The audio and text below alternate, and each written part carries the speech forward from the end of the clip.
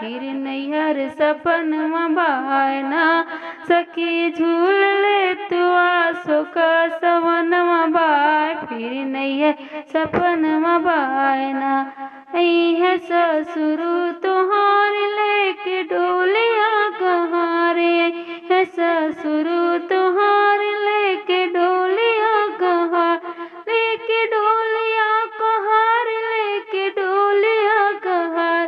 उनके आगे पीछे बर हो बजनवा बाय, फिर नैहर सपनवा बायना। सखी झूल ले तू आसो का सवनवा बाय, फिर नैहर सपनवा बायना। है भसुर तुहार लेके डोलिया कहाँ रे, है भसुर तुहार लेके डोलिया कहाँ, लेके डोलिया कहाँ, लेके डोलिया कहाँ।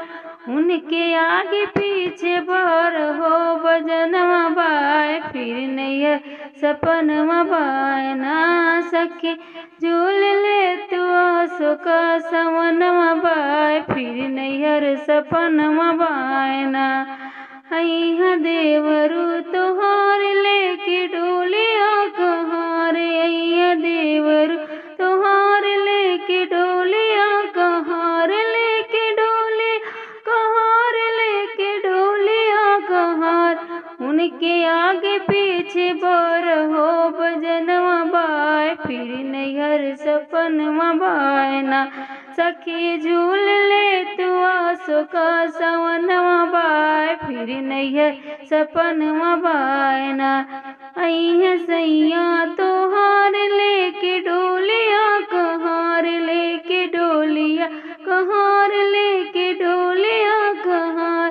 उनके आगे पीछे बर हो बजनवा बाय, फिर नैहर सपनवा बायना। सखी झूल ले तू आसो का सवनवा बाय, फिर नैहर सपनवा बायना।